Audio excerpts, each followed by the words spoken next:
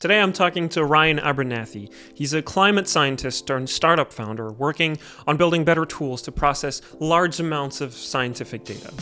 We go pretty deep into how some of the modern computing for scientific data is done today, the issues that Ryan sees, and what he's building to solve some of those issues, having his company, Earthmover. If you've listened to this podcast before, you might have picked up on the fact that on top of nerding about the tools that we use today to build maps, I also like a good funding and business model conversation, and this time is no exception. Ryan having an academic background, we go over the differences in funding a project through grants to bootstrapping and taking investments. This episode is sponsored by Kermap. They're behind Nimbo, a very easy-to-use platform showing beautiful cloud-free composites of satellite images over time around the world. I talk a lot about satellite images on this podcast, and that's probably no surprise, but I also often want to show people, especially those around me who aren't as familiar with satellite images, what they look like, and maybe more importantly, some specific changes over time. Nimbo is one of the easiest and simplest platforms out there to do this. Anyone can really just use it. In just a few clicks, you can make a render and a time series animation and easily compare images over time. They make monthly mosaics, stitching Sentinel-2 optical images together, creating a catalog over time that you can easily explore. You can log in at maps.nimbo.earth for free and just start browsing around, comparing images over time and just exploring the world, either in 2D or in 3D with elevations and mountains. I do want to highlight this. It is really easy to use. In a couple of clicks, you can export a GIF of change over time or individual images. They've made the UI incredibly simple, so I recommend you just go ahead and take a look for yourself at maps.nimbo.earth or send it over to someone who you've been trying to explain what the heck satellite images are, as anyone can really easily use this. This is, in my opinion, the biggest benefit of Nimbo. So head over to maps.nimbo.earth to try it out for yourself. And thank you to Kermap for sponsoring this episode. What I like doing is asking people how they would describe themselves. So I'm quite curious, how would you describe yourself? It's easy in a sense. Like, I really identify as a scientist. I'm a physical oceanographer and a climate scientist. I've just spent too long of my professional career thinking about the ocean every day to kind of stop identifying that way. But right now, I am a startup founder at a company called Earthmover that's building data infrastructure for scientific data in the cloud. And so that's the hat I'm wearing most of the time. But I kind of try to always bring that perspective of, what are the big science questions? How can science help solve problems on Earth to the work I'm doing? How does one go from being an oceanographer scientist to starting a startup, especially in data infrastructure? It's a reasonable question. People might not realize just how data intensive the modern study of oceanography is. And, so to explain that, I want to explain the kind of oceanography I do, which we call physical oceanography. So I think when most people hear oceanography, they think, marine biology and whales or coral and stuff like that. But physical oceanography is physics of the ocean. What we're trying to understand in physical oceanography is, the currents, the temperature, the circulation. And physical oceanography is a really important part of climate science because the ocean is really like this huge heat reservoir for the entire climate system. So the ocean is capable of storing so much heat, storing other stuff as well, like carbon, nutrients. So it's a key part of that Earth system. So the way we study physical oceanography, of course, there's a lot of field work and observations, folks going out in boats. And, that's really the hardcore sort of traditional way of observing the ocean. Of course, technology is changing things very rapidly. So now there's a lot of autonomous platforms, sensors and robots out there floating around. And then, of course, more relevant to your listeners here is remote sensing, right? We measure the ocean from space using satellites. And that's what a lot of my research has involved. So I worked on just to be specific, like I'm a member of the NASA SWOT science team, Surface Water and Ocean Topography. It's a new mission joint with CNES, just launched a new altimetry instrument that's measuring ocean sea surface height variations. And so these sources of information are always increasing. The resolution, the temporal and spatial resolution of ocean measurements is always increasing. And that is just driving this need to work with data at scale. The basic outline of how I sort of made this transition is that in our research, we were feeling really overwhelmed with the amount of data that we wanted to work with in order to just do science. Started pivoting towards working on software and data infrastructure, tooling to make that more feasible. And that just kind of snowballed and took on a life of its own, and now has sort of taken over my career. But in a way, if we're successful with what we're doing at Earthmover, and in the Pangeo community more broadly, that means that the sort of research that we were trying to do gets way, way easier, not just for us, but for everyone. And that unlocks all kinds of possibilities in terms of just basic research, but also climate change, adaptation, and mitigation work. So that's what really motivates me. At its core, it seems like you had a problem, a topic of study that you were looking into, and there was some frustration around the tooling to manipulate some of that data. You mentioned Pangeo, so that's a set of open source tools to try to manipulate a lot of this scientific data. So climate or not, it's things like DASK, X-ray, like these tools that help manipulate at a very large scale a lot of data. And you've been involved in that like from very, very early on. But these are open source tools. Why go start a company, especially in the climate aspect? You've mentioned a lot of public institutions like NASA. Like all of this is public. Usually, it's open source. Why go start a company to build tools when there's some open source? I think a key, part of this equation is the scale of the data that we're trying to work with, and the sort of infrastructure side. Where are we actually going to run our data analysis? Where are we going to store our data?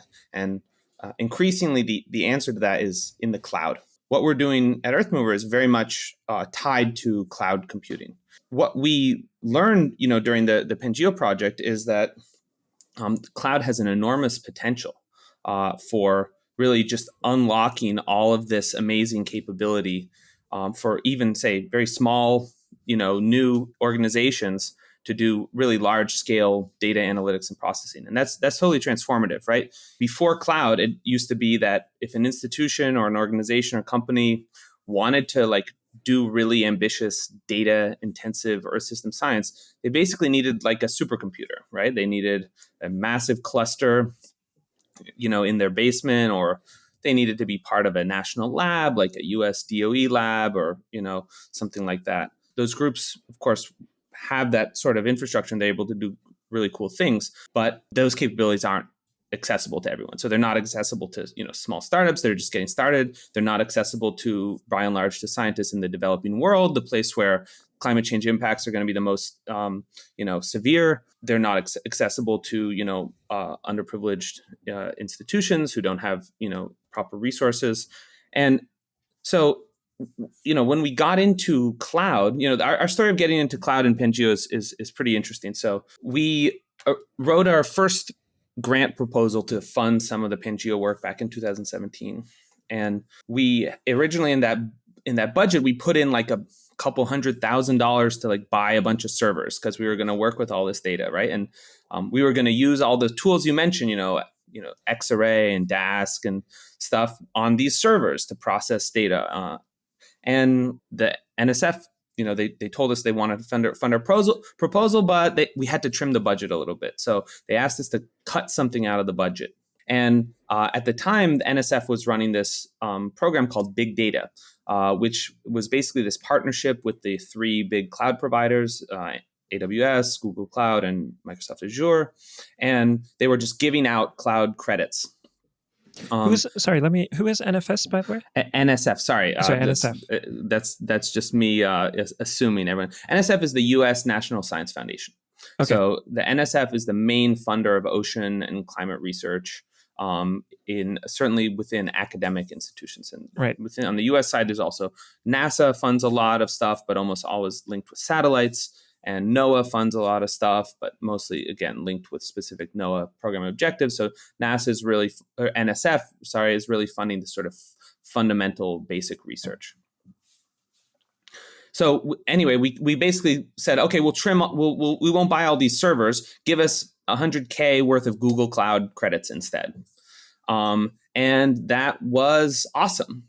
It was this playground that we had to just try out cloud computing and see what we could make happen. And that was incredibly exciting. And we learned a lot of cool stuff. We learned about how to format data to be really efficiently accessible in cloud object storage. We learned about how to leverage things like, elastic scaling of compute to spin up and spin down these massive jobs really quickly and process, many terabytes of data for just like a few dollars, right? Like really, really exciting, fun stuff. And we also just spent a ton of time doing like DevOps work. DevOps is like the term given to like the area of software engineering that involves like building and maintaining and testing, deploying cloud infrastructure systems, and this is like a bunch of, oceanographers and hydrologists, like, writing Helm charts and like running Kubernetes clusters and,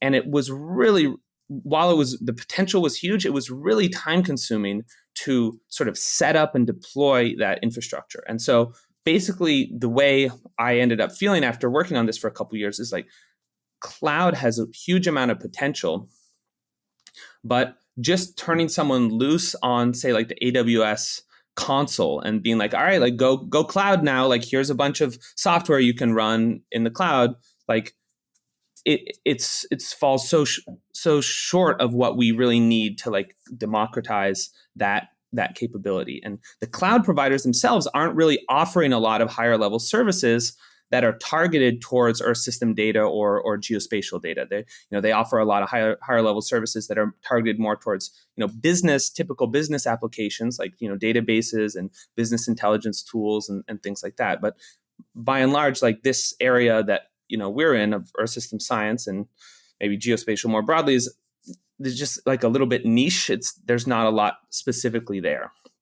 And so the goal with Earthmover is to really build something at that services layer, right?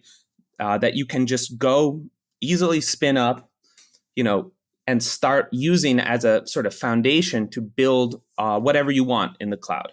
And our goal is really to just have actually like a service like that, like just a really easy to use turnkey system that can save folks all of that sort of pain and sort of months of sort of custom designing and building, engineering your own sort of data system in the cloud, and being able to just get going in day one. And we didn't really know how to deliver that experience as just like putting out a bunch of software for people to just download and use. It really needed to be built as a product.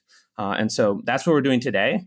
And we're pretty excited about it and happy to go into, more detail about what we're building. I'm curious about that last thing that you mentioned, building not just a software tool, but a product. And I'm guessing that's hinting as to why you want to have a company rather than this being a project that can be funded through grants for having a new open source. Can you go in a little bit more detail as to why that is and what does that look like, maybe with some examples, like concretely? Yeah. So the question is why build a product, period? Yeah, why do you see the solution to that being a product rather than maybe with big quotes just a piece of software, like an open source piece of software, like something like another Zarr or Dask or something like that? Yeah, it's a good question. And the product experience we are trying to deliver with Earthmover, we're building this platform called Array Lake, which is essentially a data lake platform for multidimensional array data, that sort of data that's typically found in Earth system science. That experience like spans so many different modalities, right? So there's like a web experience, and there's like a CLI, and there's sort of a Python SDK. There's like all of this backend stuff that needs to just be up and running all the time for that to work.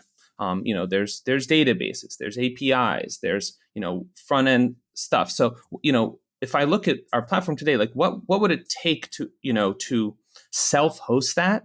The amount of like work that would be required to like someone else to deploy and manage our service, I just don't feel like it would provide a lot of value to our users and our customers to just give them all this stuff and then be like, we spend a lot of time like trying to fine tune the operations of it, and our whole goal is to like make that our problem and not the customer's problem, so they don't have to worry about provisioning servers and scaling, auto scaling, gateways or whatever. And this is essentially the trade-off we all make whenever we use the cloud. We've decided that there's a certain category of work that is not a good use of our time. I'm from the pre-cloud era. Like I've built servers, I've racked servers, like I've installed Linux on bare metal. By and large, most organizations don't decide to do that today because they just made a trade-off, sort of a cost effectiveness analysis of that and realize, like for now it makes sense. Let's let AWS do that for us. It's undifferentiated heavy lifting. Can you walk me through at a high level what the Array Lake looks like? So you mentioned about like the problem, which I think is a very real one. Like you are in, let's say in geospatial very broadly, like you have a set of expertise in either remote sensing or maybe like agriculture or forestry, like these very scientific aspects. And then there's the computing hurdle that comes along, which is very different sets of skills. So what does that solution look like? I think it's important to start from like, what is the status quo today? What do people do who want to work with Earth system data in the cloud? There's two broad categories of solutions that they can use. And talking about like where to actually store that data. And my assumption here is that like the user in this scenario is any type of organization. It can be a company, it can be a university, it can be a government that has a sort of body of data that they want to sort of own and control and then do analytics on top of. Whether that's research or whether that's serving up a live product or whatever it may be. That's effectively their data lake, and we see this pattern repeated across all kinds of different organizations of shapes and sizes. An organization sort of owns and has some data. And by the way, even if that data are ostensibly public and already available, what we see over and over is organizations are replicating that data in order to have it under their control. So, a perfect example of that is like, say, you want weather data from the European Center for Medium Range Weather Forecasting, ECMWR. You maybe want ERA 5, the historical weather reanalysis, one of the most widely used data sets in the world. Now, I guess you could say, well, we won't even store that data. We can just get it from ECMWF whenever we need it. Let's just download it on demand whenever our business process requires that data. Well, the problem is that the way that data is distributed is really from an archival point of view and not from an analysis or computation point of view. So you can download those files, but you're going to be waiting hours or in some cases days to actually complete those downloads. You're going to get them into a format that's not necessarily optimized for analytics. And so just about all organizations that are working in a serious operational way with data are holding data. Even if it's public data, they're holding their own copy of it that's optimized for their use case and their analytics pipeline. I guess, do you, I don't know, you work at a company that has data. Like, do you see this type of pattern in your sounds very familiar. Your point of view? Right. And I think, I think this is even more the case for climate data, which I'm not as familiar with. And this is something I want to touch on a little bit later. I think in the remote sensing world, it's been a little bit better. So if you want, the equivalents might be getting things like Landsat or Copernicus, which companies have put the effort into making a lot easier to access. So we wouldn't be doing that. We would be making derived products from it. So an example of that is it's probably very easy to get, well, no, it is very easy to get individual tiles of satellite images. But if you want, especially for optical images, if you want a cloud-free mosaic, so you want the last month without clouds, that's a derived product, basically. It's not the raw data that the satellite took. That is something that I think most people will make, or there is one out there, but it's not findable. And that's another problem. It's like someone has put it out there on an S3 bucket, or linked to a project on GitHub, but it's not very findable. That's kind of what I see today. Absolutely. And even if there is a third-party producer who's made that, we see a lot of organizations that are essentially hesitant to trust those third-party copies if they don't fully understand the provenance and they don't understand the reliability guarantee around that. And here, research and sort of business use cases differ, because if it's just a researcher at a university who wants something to get a paper, they'll use whatever they can find. If it's, say, a hedge fund that's using this data to guide their trading strategies, and they're making millions of dollars a week off of this data, it's a no-brainer for them to just exercise complete control over the entire data pipeline. So, there's a spectrum. And we got a big lesson recently in the sort of reliability of these third-party providers. I don't know if you're even aware of this, but we were talking about ERA 5, the weather data set from ECMWF. Well, there has been a copy in the cloud, a sort of very limited subset, but that has been maintained in AWS. And a few weeks ago, it just got shut off. It just the company that was maintaining that, which is neither AWS nor ECMWF, but some third-party processor, just decided, yeah, we're not going to do this anymore. It doesn't make sense for us. And that the whole bucket just went away like overnight. And so, I think that's a real, I don't know, there's some lesson there. Anyway, I want to get back to what I was starting with was like the status quo. So what do people do? So they need a data lake. There's basically two options, that broad categories of options that folks have. Option one is to use an existing database or data warehouse or data lakehouse type solution to store the data in. And there I'm talking about something like a data warehouse like Snowflake, or a platform like Databricks. In Google Cloud, you have BigQuery, you have Redshift, like data warehouses. For non-Earth system data, for just typical business data, like this is what companies do with the data that they want to have accessible to analytics. They put it into an analytical database, usually called like an OLAP, online analytical processing database.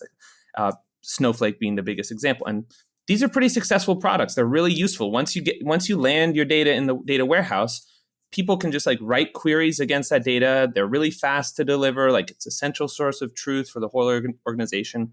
They like it. These are successful type of thing, a successful product category. We don't really see folks using that for Earth system data very much. There's a few who do, and there's good reasons to think about that trade-off. The reason they don't is that the data model generally doesn't fit Earth system data, particularly on the multidimensional array or raster side. If you're talking about vector data, points, geometries, etc., most of those platforms have a decent solution for geospatial vector data. But particularly on the climate and Earth system and weather data side, we're talking about massive multidimensional arrays, like literally petabyte scales of like 2, 3, 4, 5-dimensional arrays that represent fields, like temperature, precipitation, modeled on this grid on the globe. So it's really, really hard to shoehorn that data model into a like sort of standard relational database solution. So what most people do instead is they put their data in cloud object storage, like AWS S3, Google Cloud Storage, Azure Blob Storage. This is like so ubiquitous that people don't even really question it. But that's what people do. They dump all these data files into cloud object storage.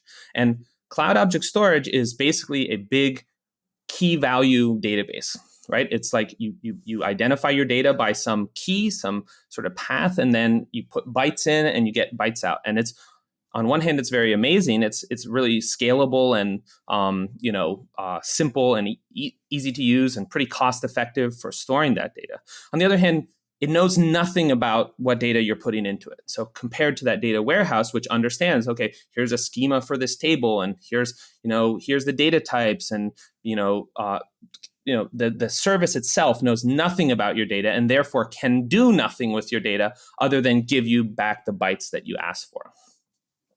And so our basic sort of product vision in Earthmover is that there needs to be a sort of higher level service for storing data that understands this data model, this multidimensional array data model, and that is kind of as easy and convenient to use as like those sort of data warehouse type products, but that is sort of made for this category of data. The reason why like that searchable aspect is important is because you might have, and like this is more of a question, but let's take the Aero 5 like climate model or weather model. You don't necessarily want to have the whole world all the time. Maybe you care about like one part of the world or one country or just the precipitation, and you want to be able to query that a lot faster without having to get the entire thing. And right now in cloud storage, mostly you can't do that. You can, like, one file is one file. You can't retrieve a portion. Is that kind of the main problem? Yes, I would say that a big goal throughout my work, both before and now during Earthmover, is to get us to move away from having to think about files as like the unit of data. Got it. And that's definitely the case if you're using, say, that sort of analytical database, that Snowflake. You don't think about the files at all. You're like, okay, here's my table. It's got the following columns, and I'm going to write a query to get back the data I want. And you never once think about like, well, how are they storing it? Like what file format do they use? Now, there are other technologies, like you can use Databricks, and you can use Delta Lake, and you can use Apache Iceberg, and you can achieve actually that same experience without having to hide that in their open file formats and open table formats that achieve the same thing. Now, over on the Earth system side, the standard way to distribute data is, as you said, like we'll just put out a bunch of TIFFs for imagery data, or in for Earth system data it would be netcdf files. For weather data it would be GRIB files, and the data provider is essentially making some choice about how to partition up this massive data set in terms of files. And they'll say, okay, we'll make one file per day and one file per variable, and like from then on, everyone who uses that data is kind of constrained by that choice for how they're going to query the data. And we made a big breakthrough moving away from this in Pangeo by adopting storage formats that abstract over the files and give us something that looks a little bit more like a database. And we've done that mostly through this file format. I'm hesitant to call it a file format, called Zarr, right? So Zarr is an array storage format that actually spreads data over many different files. In that sense, it's a little bit more like a database. You can fill up Zarr data with as much data as you want. The reason you can't do this with regular files is like you wouldn't want to make a file that's like 1 petabyte in size. It would become like totally unwieldy, and most tooling wouldn't work with it. So Zarr is a way of taking very large multidimensional array spaces, chunking them up into individual objects for storage, and then kind of hiding all of that details from the user, so that the user can then just go open up the data set and query it in a much more natural way that aligns with their mental model. And so particularly when you bring Xarray, the software package for analytics, together with Zarr, this really great user experience where you can open up this data cube, if you like to call it that. You can see multiple different spatial, temporal dimensions, do a selection, do processing, write very high level code where you're not thinking about files, and then just dispatch that code to be executed and get back your result. And so it's moving towards more of that analytical database style user experience than for each file in my 1,000 files, do this very imperative sort of file-based processing. And so that's the user experience that we are going towards, is just providing that really high level, intuitive view into the data. And just to finally, kind of wrap up this very long answer to your question, Array Lake you can think of as a database built on this Zarr data model that allows you to really easily, create, manage, modify, extend, and in particular version control these large multidimensional array spaces, and just have a beautiful data catalog you can go log into and see, oh, here's all of my data sets. Here's their shape and the variables they hold, and start just thinking about the data from a physical modeling point of view rather than from the point of view of files. So is that I was going to ask, like, why not just use Zarr? And I think you answered that by basically, if I understand correctly, it improves upon it. It's like one layer above. So first of all, I wouldn't say, I would encourage people to use Zarr. Like, Zarr is a great place to start, and we consider Zarr and Xarray both important parts of our product experience. Like, as a company, like, we invest a lot of time in the maintenance and development of both of those software tools. What we replace for our customers is essentially that object store, direct interaction with the object storage. So if you're using Array Lake, you can still keep using Xarray, keep using Zarr, but instead of pointing those tools at S3, you point it at Array Lake. And you just start storing the data in Array Lake, and then you get a bunch more stuff for free that's really hard to do by just the file format alone. One is like a really nice data catalog that you can search and browse in the web, which is a piece of the user experience that's really missing from just dumping data into S3. The other is a sort of transaction and version control mechanism. And this sort of addresses, in a way, some of the limitations of using a format like Zarr, or really any file format that spans multiple files in object storage. And it has to do with the fact that, like, when you have multiple different users that are accessing the same data at the same time, particularly if those people are trying to write the data or update the data, the object store itself doesn't offer the necessary sort of consistency and transaction primitives to do that safely. When you have a database, you have like an ACID transaction, right? Like you commit some updates or you don't, and it either succeeds or fails. And either way, there's sort of guarantees around the correctness of the state of the data at any one time. Whereas if you're just putting Zarr directly in object storage, it's actually remarkably easy to corrupt and find your data in a useless state. And that's not so much a flaw of the format as it is of the device that you're storing it in, which is the object store, which doesn't offer the necessary transaction mechanisms to make that update safe. So we've created this additional layer that allows you to keep that data model, also keep storing the data in object storage, by the way. Like, it's not as if we have our own servers or something like that. It's still in S3, but have that additional safety around how the data are updated, which also then gives you the ability to time travel within your data to previous states. One of the questions I'm curious to ask is around friction of onboarding new people, or selling this idea, this vision to other people. And the reason I ask that is because while computer science and remote sensing and technology like moves pretty fast, people are always a bit hesitant to change, right? Especially when you say there's going to be this new way of doing things. Like, cloud storage is not perfect, but at least people understand how it works. Maybe my cloud optimized GeoTIFF isn't great, but I understand how it works. I know the limitations behind it. I'm familiar with it. I can download it on my computer and open it up, and I can see how it works. And I understand that.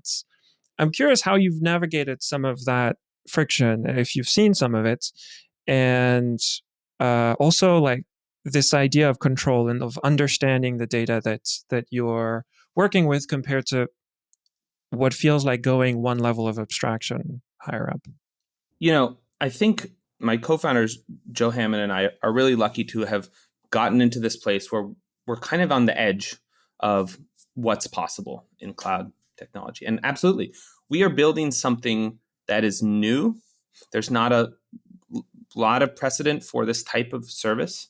And there are definitely people who are more or less conservative about their approach to adopting new technology. We're super lucky to have found some great early customers who are very eager to adopt new technology, particularly when it's solving core business problems for them.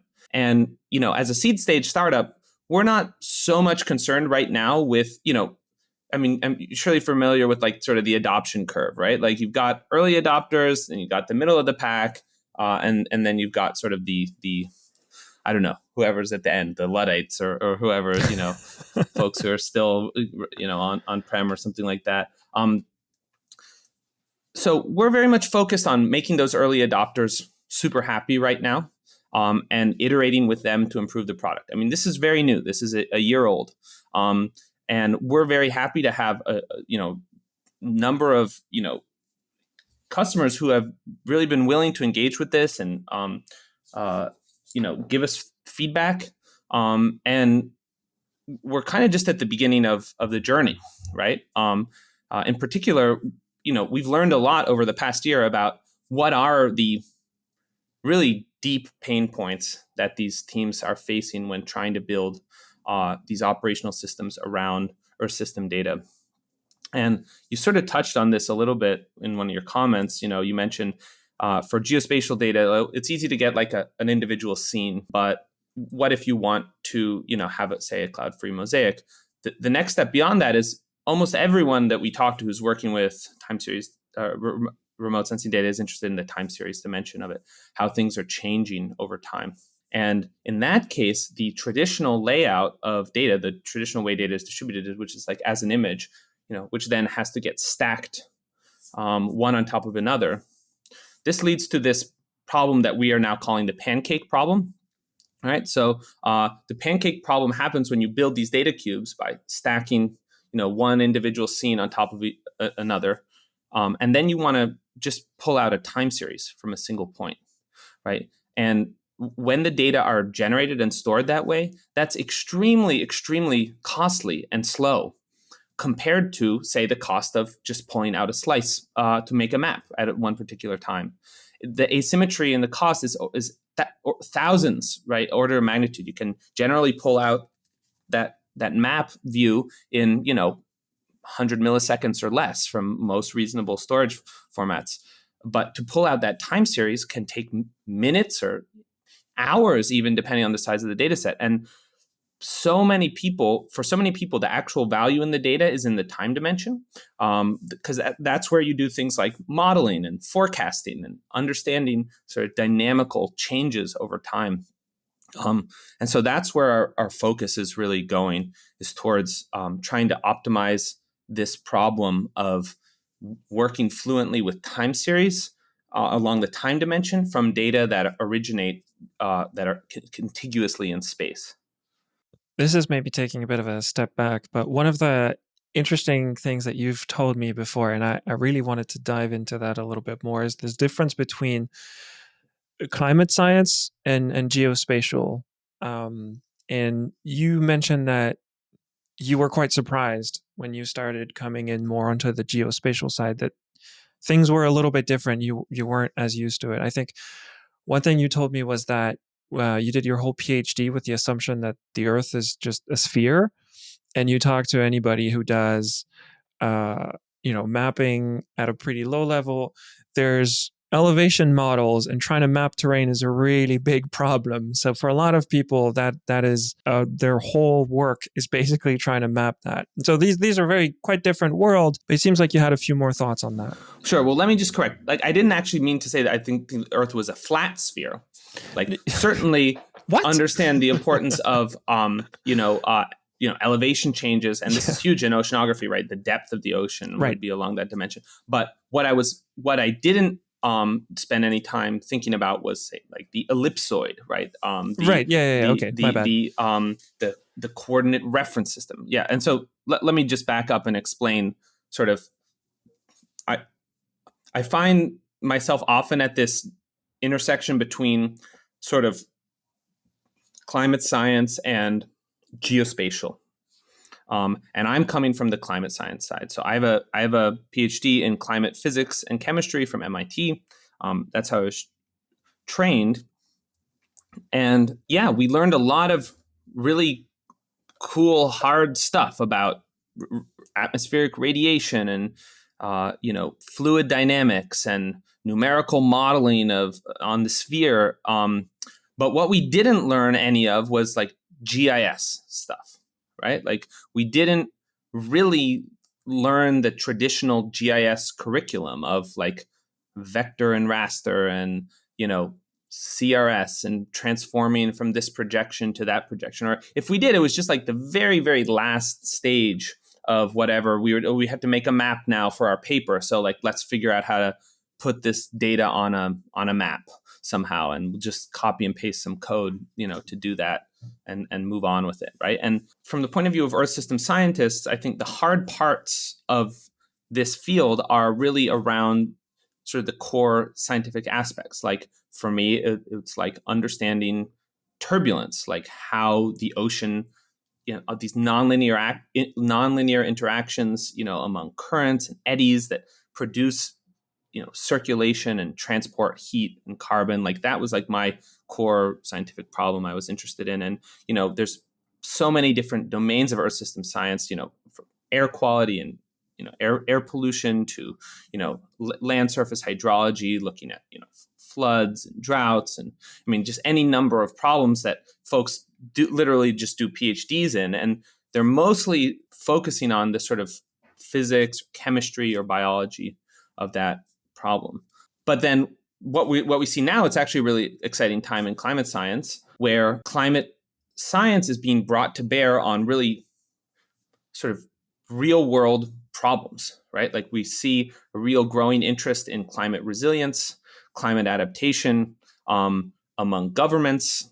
There's a lot of new companies out there who are looking at climate adaptation and climate resilience. And in general, that involves intersecting the physical and chemical, biological climate world with the human world, right? Where people live, and there's buildings and political boundaries and roads and dams and things like that. And of course, that's where GIS and geospatial, the more mainstream geospatial, technology live.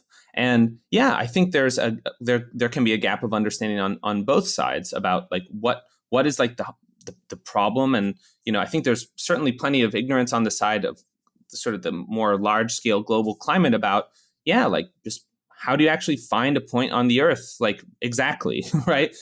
You mentioned the spherical Earth, but like this is not a joke. Like just about all global climate models make the quite reasonable for that problem assumption that the Earth is spherical. Just because like those ellipsoidal effects don't really matter for trying to model the global scale climate, and they just make it a lot more complicated numerically. And so, but those models are also like not really reality, like in a way, like they are now living in some, they're reality, but they're a little different from reality. Another example is like a lot of climate models will just like skip leap years because they're complicated.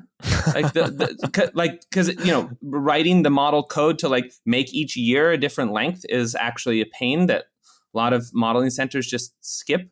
And so like the same thing with the time dimension, but then we actually have to map up, the climate model space and time to the real world space and time. And there's been some really cool research showing how difficult it can actually be if you don't get precise about your, say, the CRS of the climate model to do local, local climate impacts work. You can really miss the importance of the location of major features like cities. You can align them incorrectly. So, in general, it's a problem that gets bigger more important as you go to smaller and smaller scales. So I'm still learning a lot about geospatial. There's tons of complexity there that I'm still absorbing and understanding. But that's also why this is fun for me, because I get to learn sort of new stuff all the time. I didn't study any of this either. I studied aerospace mechanical engineering. And so this idea of assumptions and simplifications to be able to model things, because you have hard limits on like what you're like how complex you can model things for fluid mechanics, like that brings up a few memories. So I haven't worked on the climate side, but just modeling the airflow around a wing, or like how the pressure of gases changes inside an engine. Like you have to make some assumptions around like what you're modeling and what has impacts or not. I just find that really interesting to decipher what are the different assumptions at different levels that certain sciences do and others don't. Yeah, I don't know. I just find that very interesting. It's very interesting and also very, very timely, because I mean, we're all modelers now. People using AI, people are using AI all the time, right? It's growing everywhere, and like you're fundamentally you're building models. Like you're trying to predict something, right? And that is a model. In many cases, you're way less explicit about what the assumptions are. You might not even really know. But I do think that as sort of geospatial moves into this sort of predictive modeling domain, there's a lot of useful ideas from Earth system modeling that would be useful to disseminate. Ideas about like how you construct grids in particular, like how you grid up the Earth, is really, really important. And the requirements there are very different than if you're just trying to take pictures of the Earth, right? Like in simulations, we really think about grid cells, right? And we think about their connectivity and how they are connected to their neighboring grid cells, and what are the sort of various properties of these grid cells, and are they favorable to solving the type of equations that we want to solve. And so on one hand, there is this ignorance, or this sort of just, I don't want to call it ignorance, but just like this simplification about the Earth's geometry. On the other hand, there's a much more sophisticated question of how we actually discretize up the Earth we live on, and in a really precise and useful way. I think that, in fairness, like a lot of that comes from limited resources, like mostly computing.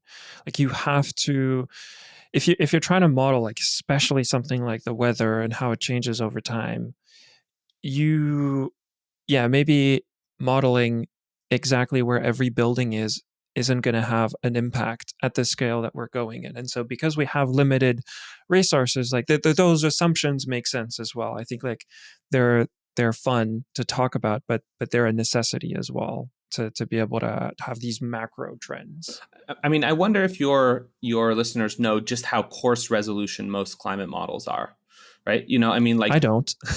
they're extremely coarse spatially. So sort of the standard CMIP6 climate models have 1 degree spatial resolution, so like 110 kilometer grid cells, right?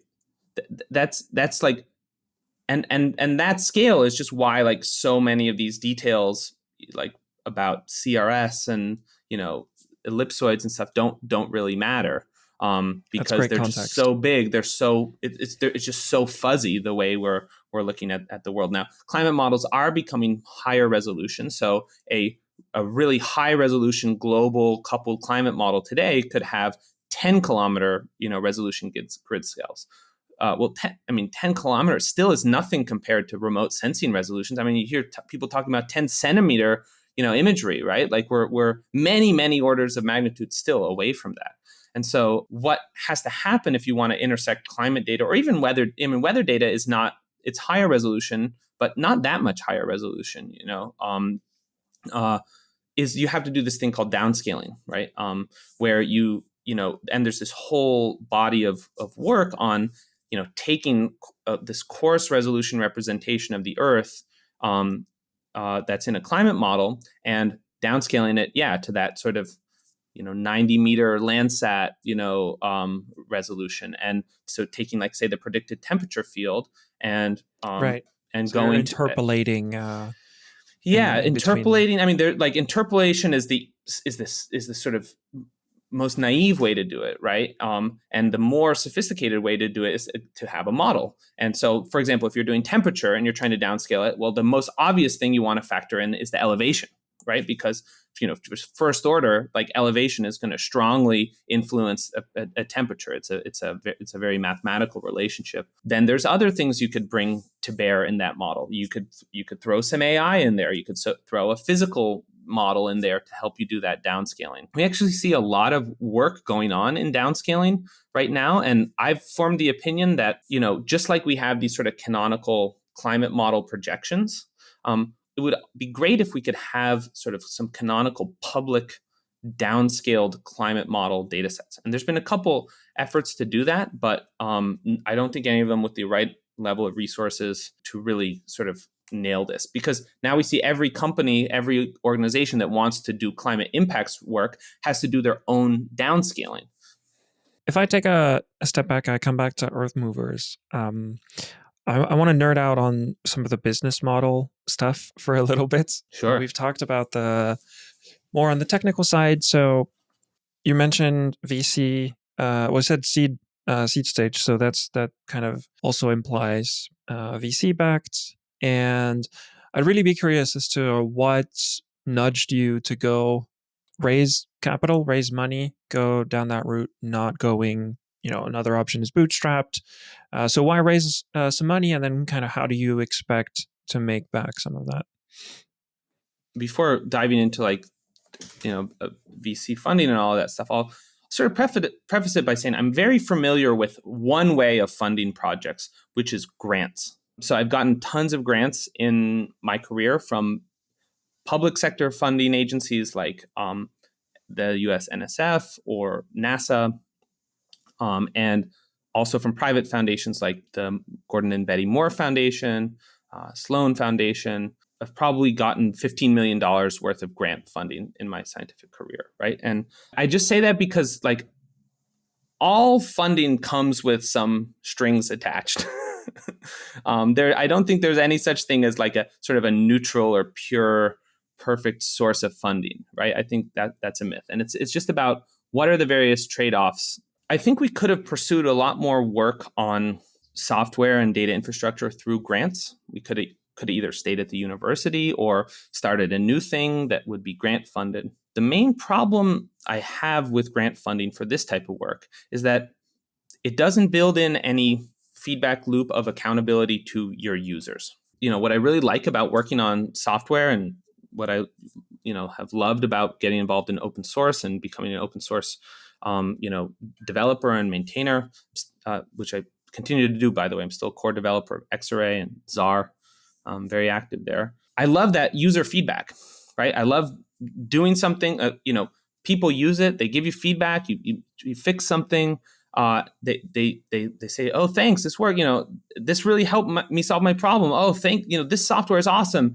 Or the other version of it, oh, this sucks. Like, why does this software not work right this way? And, if you can actually fix that and come back, in a short time scale and be like, yeah, thanks for finding our bug. Like, we fixed it now. This thing is 10 times faster. And, that feedback loop is really satisfying. And it also drives, very satisfying personally for me. And it also drives really good improvements to the thing you're making, if you can get into that feedback loop. And so in my experience with grant funding is that you're trying to, what you have to please is the person making the grant, right? And you have to then, what they want is a report that will make them feel that they got, good use out of the grant. And you can certainly tell that story by writing a report and getting statistics and stuff. But you can also just bullshit it and get a bunch of grants and not really solve any real problems for real people. And for what I just knew very strongly when we were starting the company is we want to solve real problems for real people. And also not just in academia, but in industry, this growing sort of climate tech industry. And the best way to measure whether you're solving real problems for real people is whether they will pay you for it, right? Particularly in business. So we really wanted to start a business that would just have this very direct feedback loop between the users and the customers and like our success as a business.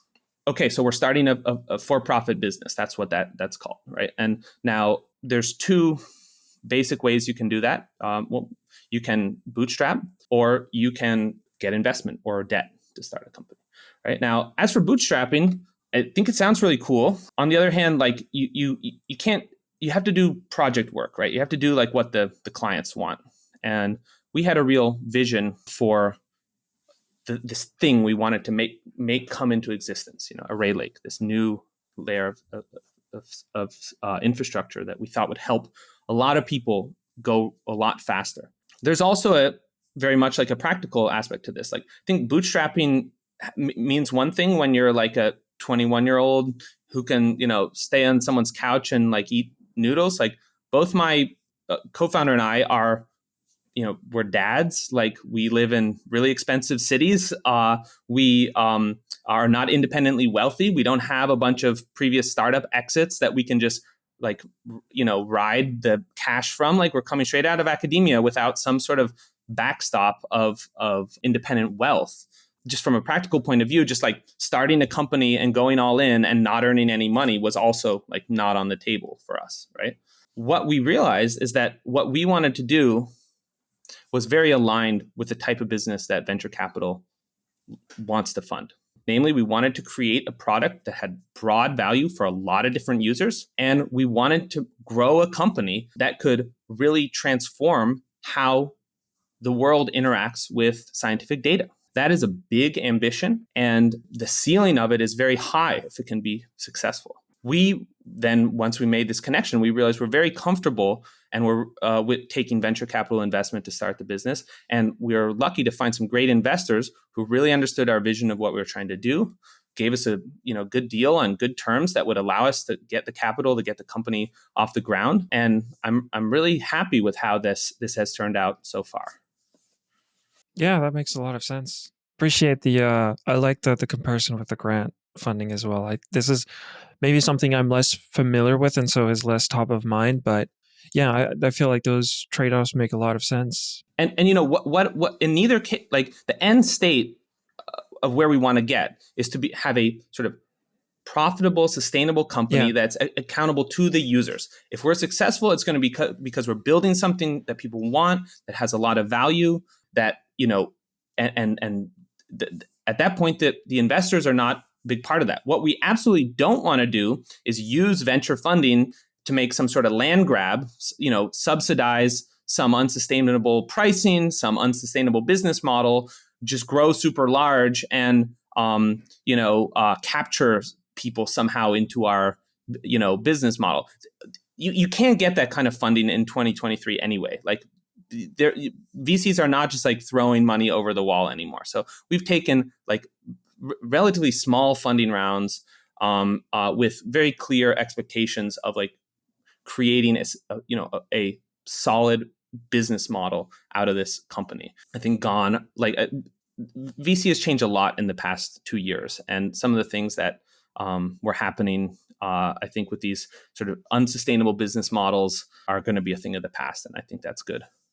I think that's great context, and I do agree with that. I think the needing to fund real projects, like there are definitely projects that need capital up front. I like what you mentioned around you have this vision and you want to work on that rather than what the customer that's willing to pay right now wants. I feel like that's great context for deciding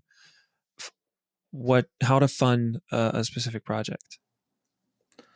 Absolutely, because you have to be a little bit, maybe the word is arrogant, to like start a company in the sense that like you have to have some idea that like people might not know what they want today. Like, if you ask them, like if you ask people, it's just like the classic, if you ask like a farmer in the 1800s, like what they would want, they'd want like a better cow or something, right? Like they wouldn't imagine like a tractor. I'm getting that analogy wrong, but like we like to think that we have enough experience as practitioners to like put out an opinion about like what the next stage could look like. But you need some time to make that happen. And some money, absolutely. basically. And we have done our best to confront customers, real customers with that as early as possible. And so we've gotten some validation that this is useful. Like we have paying customers who are excited about the product. We've also gotten plenty of information about, how we should be tweaking this and what other layers we need in order to really solve people's problems. And so we definitely prioritize sort of launching early and getting into that iteration with users as quickly as possible. I feel like this is a nice place to start rounding the conversation off. And just like I like asking the same question when I start, I like rounding it off the same way, asking people for a book and a podcast recommendation. And there's a couple of reasons for that. The first one is a lot of these still travel through word of mouth. Books and podcasts are still, like, I hear about them from other people recommending them, and I like hearing about new stuff. And the other is I just think it's a nice way to learn about what people are interested in. So if there's anything that you've read and or listened to recently, or not, that you think is could be interesting for people to hear about, it doesn't have to be about anything that we talked about. So fiction is great. Just anything you thought was interesting and worth reading or listening to. Okay, this is a great question. The podcast one, I'll give you one recommendation, and it's very nerdy. It's very technical. I listened to this podcast called the Data Stack Show. It's a technology podcast, and it's really about what you would probably call the modern data stack, like cloud data technology, data warehouses, ETL, not at all geospatial or specific in any way. But for me, as I've been like moving into this field, it's been really, really great to like see all of these different types of companies, all these different categories of products, all of these different business models that are that exist in this much bigger, broader space of general like cloud data analytics. Because it gives a lot of like, there's a lot of things out there. There's like a lot of ideas out there, and like in general, we use a very small fraction of like these types of systems in the geospatial world, and like I think we should probably use a lot more. Like it's like you could now.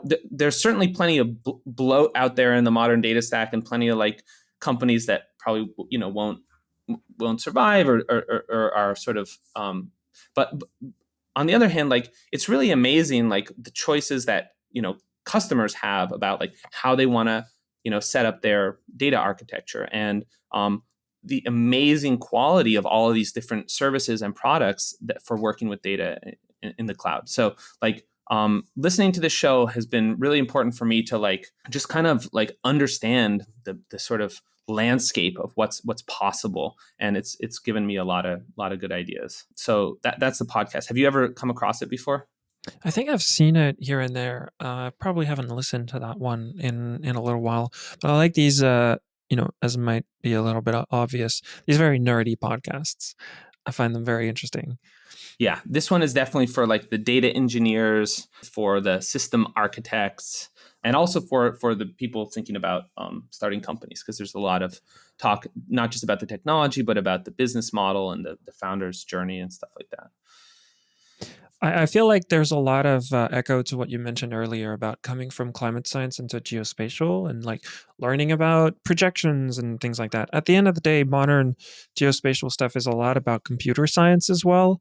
And so like you can just keep doing these things where you're like, oh, I actually don't know that much about how this thing works. And there's a lot of valuable insights to be gained from seeing how a slightly tangent field deals with some not quite the same, but very similar problems, and found solutions that one might not have thought about. So I find a lot of value in trying to understand things like that. Exactly. And like our general like hypothesis is that people are building too much custom stuff. Like, right. And it's not to say that the custom stuff they're building is bad or like, it's very good custom stuff, but like having gotten a view into many different companies, we see like the same type of teams of engineers like building the same type of solutions over and over. And there's just like a fundamental inefficiency there. Anyway, not to get back into the product discussion, but like, and then, yeah, as for the book, I read, I've had to teach myself how to be like a startup founder. So like I've had to read a lot of startup books, like there's a whole library of what they are. One of the ones that influenced me a lot, and we talked about some of this stuff today, was this book called Crossing the Chasm by Jeffrey Moore. And it's really about what we've been talking about today is how do you, it's called marketing and selling disruptive products to mainstream customers, right? This tension between, wanting to innovate and do something new, but then recognizing that like there's a fundamental reluctance within the market to adopt things that are strange and unfamiliar. And how do you navigate that? And we are, as a company, we have not crossed the chasm. Like we're still with the early adopters, but we have to cross it if we want to be successful. And so these are the sort of things that I think about.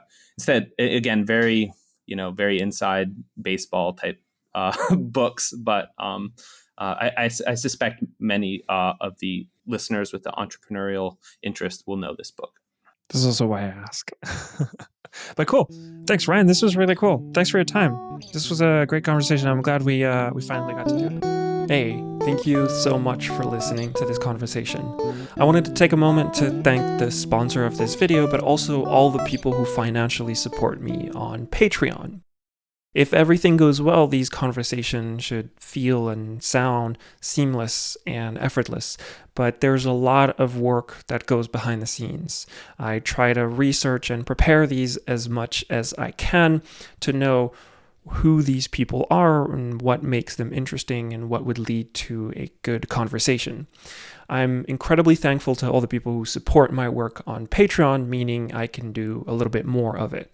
This podcast started out as a way to learn more about the people in this industry, but I've also started making educational content on another YouTube channel that I'll put a link to in the show notes. And I want to make more content explaining how satellite images and maps work to a broader audience, as well as continuing to research the guests for these podcast episodes.